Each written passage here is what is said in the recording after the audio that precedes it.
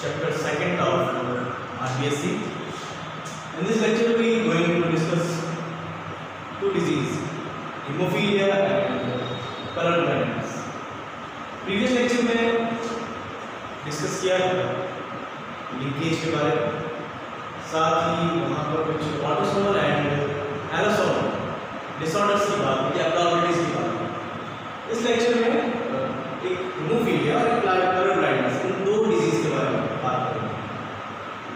Haemophilia एक ऐसी disease है जिसमें अगर किसी भी पर्सन को हीमोफीलिया है तो उस पर्सन में ब्लड क्लॉटिंग नहीं होगी। उस पर्सन में अगर चाहे कोई छोटा बंद हो या बड़ा हो, एक्सीडेंट कोई भी कंडीशन हो जिसमें बॉडी से ब्लड फ्लो हो रहा हो, बाहर रिलीज हो रहा हो, उस कंडीशन में उसमें ब्लड क्लॉटिंग नहीं है। हीमोफीलिया के लिए रिस्पॉन्सिबल जीन प्रेजेंट होता है एक्स क्रोमोसोम। उसके लिए जो जीन प्रेजेंट है, जो जीन रिस्पॉन्सिबल है, वो एक्स क्रोमोसोम पर प्रेजेंट है। तो ये कह सकते हैं this is x linked disorder और एब्नॉर्मलिटी। यहाँ पर एक कंडीशन है, एक रिसेसिव कंडीशन है। यहाँ पर ये जीन अगर रिसेसिव कंडीशन में प्रेजेंट होगा या ये कह सकते हैं हेटेरोजाइगस कंडीशन में प्रेजेंट है, तो ये अपने कैरेक्टर को शो नहीं करेगा क्योंकि ये रिसेसिव है। बट यहाँ पर ये ऐसे पर्सन कैरियर हो सकते हैं और होते हैं। सेकंड कंडीशन इसमें ये आ जाएगी कि यहाँ पर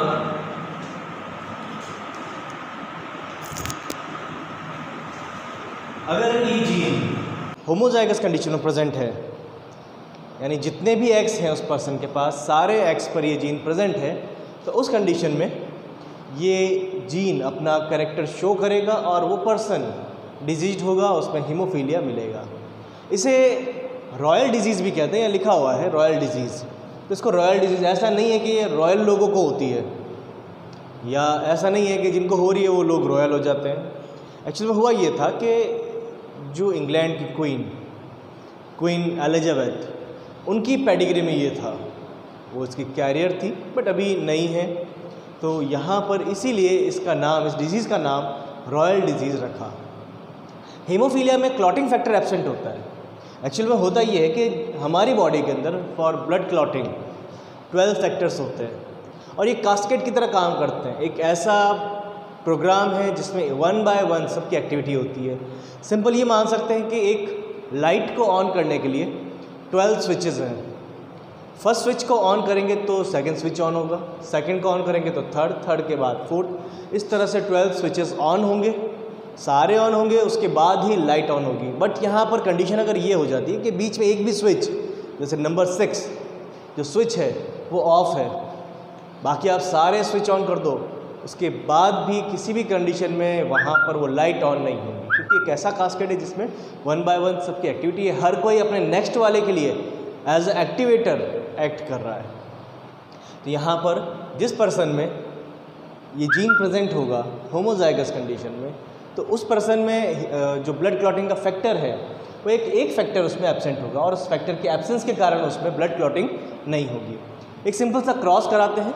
एक नॉर्मल मेल है, नॉर्मल मेल क्रोमोसोम 44 है जो ऑटोसोम्स हैं, तो मैं उनको नहीं लिख रहा यहाँ पर। यहाँ पर सिर्फ मैंने एलोसोम्स लिए हैं, सेक्स क्रोमोसोम्स लिए हैं, एक्स एंड वाई। तो यहाँ पर एक्स वाई जो इसके सेक्स क्रोमोसोम्स हैं इनको लिया, जो फीमेल है उसके भी एक्स जो सेक्स क्रोमोसोम्स हैं उनको लिया, इनके बीच में क्रॉस होगा। यहाँ पर फीमेल के ऊपर मैंने एक एक्स के ऊपर एक डॉट लगाया है। ये डॉट इसमें शो कर रहा है उस जीन को जो रिस्पॉन्सिबल है हीमोफीलिया के लिए। तो यहाँ पर इसके पास ये जो जीन है वो हीमोफीलिया के लिए रिस्पॉन्सिबल है।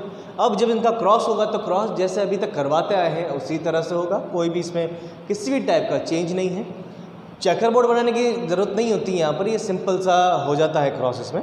तो पहले इस एक्स का क्रॉस इस एक्स के साथ, तो यहाँ पर एक्स 25% ये कंडीशन मिलेगी, तो इसमें ये नॉर्मल फीमेल है। इस एक्स का क्रॉस इस एक्स के साथ, तो यहाँ पर ये जो फीमेल होंगे ये कैरियर होंगे। अब वाई का क्रॉस इस फर्स्ट एक्स के साथ, तो यहाँ पर एक्स वाई कंडीशन ये मेल हो जाएंगे, ये मेल नॉर्मल होंगे क्योंकि इनके पास में जीन नहीं है।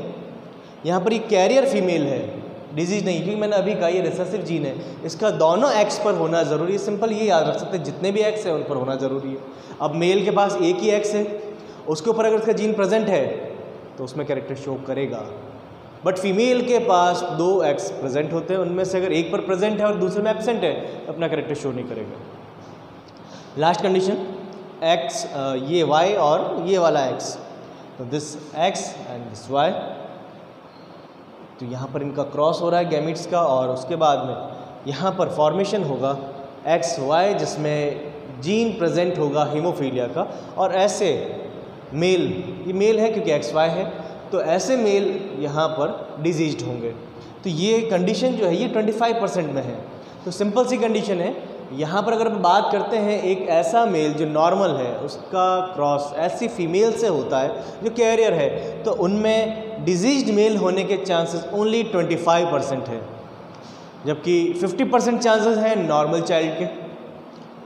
50% यहाँ ये इस तरह से 25% नॉर्मल मेल, 25% नॉर्मल फीमेल। तो मैंने कंबाइंडली इनको बता दिया कि 50% चांसेस हैं नॉर्मल चाइल्ड होने के और 50% चांसेस हैं एबनॉर्मलिटी। अब एबनॉर्मलिटी किस लेवल की है, वो कैरियर भी हो सकती है, फीमेल होगी तो कैरियर होगी, मेल होगा तो डिजीज होगा। मेल कभी भी इसका कैरियर नहीं होता, कैरियर हो जाएगा उस कंडीशन में जब ये आगे चलेगा, इसका क्रॉस अगर किसी से होता है तो उस कंडीशन में हो सकता है। फीमेल में एक्चुअल में ये प्रोसेस नहीं मिलता, हीमोफीलिया नहीं मिलता फीमेल में, फीमेल को कभी भी हीमोफीलिया नहीं होता। अब उसका एक सिंपल सा छोटा सा रीज़न है। सबसे पहली कंडीशन तो ये मेल, मैंने ये लिखा नहीं ऊपर मेल फीमेल, ये अब नोन है कि एक्स वाई है तो मेल होगा और एक्स एक्स है तो फीमेल होगा, इसलिए मैंने यहाँ पर ऊपर मेंशन नहीं किया। तो ये एक मेल है। अब कैसा मेल है आप लोगों को दिख रहा है, इसके ऊपर मैंने डॉट लगा रखा है, तो ये ऐसा जीन है उसके पास में हीमोफीलिया वाला, तो ये एक डिजीज्ड मेल है and this is carrier female. तो एक कैरियर फीमेल का पहले तो डिजीज्ड मेल के साथ में क्रॉस हो रहा है, तो उस कंडीशन में आप देखेंगे 25% चांसेस हैं डिजीज फीमेल के होने के। 25% chances carrier female, 25% chances diseased male and 25% chances normal male के। यहाँ पर नॉर्मल फीमेल के कोई चांस नहीं होंगे, बट ऐसा पॉसिबल नहीं है, ऐसा होता नहीं है। उसका रीज़न है, उसका रीज़न ये है, एक चीज़ मैं बताता हूँ कि कहीं पर भी आपको ऐसी फीमेल नहीं मिलेगी जिसमें हीमोफीलिया हो। उसका एक रीज़न शुरू से डिस्कस करते हैं। तो स्टार्टिंग में यहाँ पर तो पहले इसका क्रॉस इसके साथ होना, कि आप सोचो एक ऐसा मेल जिसको हीमोफीलिया हो रखा है, जो हीमोफीलिया से अफेक्टेड है, उसकी शादी एक ऐसे लड़की से हो रही है, उसकी मैरिज एक ऐसी गर्ल से हो रही है जो कैरियर है। अब चलो ये तो ठीक है कि आपको ये पता चल जाएगा किसी को कोई मेल डिजीज है या नहीं है, बट कैरियर के बारे में पता नहीं चलता, क्योंकि आप देख कर नहीं पता लगा सकते किसी को हीमोफीलिया है या नहीं है। ये उसका फिनोटिपिक कैरेक्टर नहीं है कि जो आपको उसकी मॉर्फोलॉजी में उसके फेस से उसकी बॉडी से पता चल जाए। तो यहाँ पर ये फीमेल जो है कैरियर, इसके बारे में ये नहीं बता सकते कि वो फीमेल कैरियर है या नहीं है, उसको खुद को भी नहीं पता होगा, किसी भी कंडीशन में उसको नहीं पता चलेगा कि वो कैरियर है या नहीं। बाद में कभी एग्जामिनेशन होता है, genetic examination, carrier type study होती है, तो उसमें हो सकता है उसका पता चले। यहाँ पर इसकी शादी, अगर इसकी मैरिज एक ऐसे मेल से हो रही है जो डिजीज है, तो पहले तो ये कंडीशन कि एक ऐसा कोइंसिडेंस होना चाहिए। सेकंड कंडीशन, इनमें डिजीज फीमेल की चांसेस ओनली 25% ही है, ओनली 25%। यहाँ पर 25% चांसेस कैरियर फीमेल की भी है, 25% चांसेस डिजीज मेल की भी है और 25% चांसेस नॉर्मल मेल के भी है, बट यहाँ पर डिजीज फीमेल के चांसेस ओनली 25% है। तो यहाँ पर इसलिए यही रीज़न है कि फ़ीमेल में नहीं मिलता। अब बाय चांस किसी फ़ीमेल को हो भी जाए तो एक कंडीशन ये भी आती है उसमें कि ऐसी फ़ीमेल ज़्यादा लंबे टाइम तक सर्वाइव नहीं करती। उसका रीज़न है कि जब उनमें मेंसेस आते हैं at the time of puberty, blood clotting नहीं होती, ब्लड स्टॉप नहीं होता और उनकी डेथ हो जाती है। तो यहाँ पर यही रीज़न है कि फ़ीमेल के अंदर ये नहीं मिलता और इसका जीन एक्स लिंक्ड रिसेसिव है। नेक्स्ट डिजीज़ की बात करते हैं कलर ब्लाइंडनेस। कलर ब्लाइंडनेस का मैंने यहाँ पर भी कोई भी क्रॉस नहीं करवाया इस तरह का। उसका रीज़न है इसमें क्रॉस के रिजल्ट्स, क्रॉस की कंडीशन सेम वही है जो हीमोफीलिया में है, इसलिए दोनों को साथ में डिस्कस कर रहे हैं और ये छोटा सा है। बस मैंने इसकी कंडीशन लिखी है यहाँ पर कि इसमें कंडीशन क्या मिलती है। तो जिसको भी कलर ब्लाइंडनेस है उस पर्सन को पहले ड्राइविंग लाइसेंस नहीं मिलता था, अब गवर्नमेंट ने अभी कुछ दिन हुए हैं कर दिया है पास कि उन लोगों को भी अब ड्राइविंग लाइसेंस मिलेगा। एक्चुअली में रीज़न ये था, ऐसे पर्सन जिनको कलर ब्लाइंडनेस है उनको रेड एंड ग्रीन कलर नहीं दिखते, तो ड्राइविंग के लिए तो रेड एंड ग्रीन इम्पॉर्टेंट है। उसका रीज़न ये है कि रेड और ग्रीन कलर होंगे तभी तो पता चलेगा कब रुकना और कब चलना है, बट एक्चुअल में एरो के साइन भी आते हैं, तो इसलिए अब गवर्नमेंट ने पास कर दिया है लॉ के ऐसे लोगों को भी अब मिलेगा लाइसेंस, ड्राइविंग लाइसेंस जिनको कलर ब्लाइंडनेस है।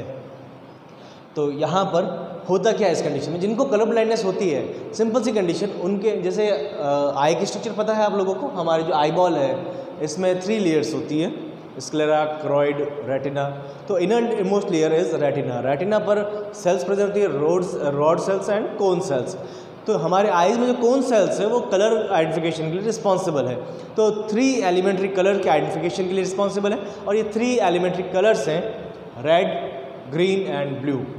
रेड कलर के लिए responsible cones are called erythrolabe for green colour, chlorolabe and cyanolabe for blue colour. नाम से पता चल रहा है, जैसे एरिथ्रोसाइट हमारे आरबीसी का कलर रेड होता है तो उसके लिए एरिथ्रो वर्ड यूज़ करते हैं।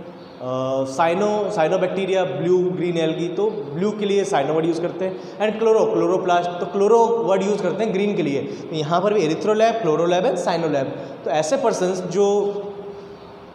जिनको कलर ब्लाइंडनेस है तो उनमें एरिथ्रोलैब एंड क्लोरोलैब ये कोन सेल्स एब्सेंट होगी। ये भी एक एक्स लिंक्ड रिसेसिव डिसऑर्डर है, और ऐसे persons red and green colour में डिफ्रेंशिएट नहीं कर पाते, आइडेंटिफाई नहीं कर पाते।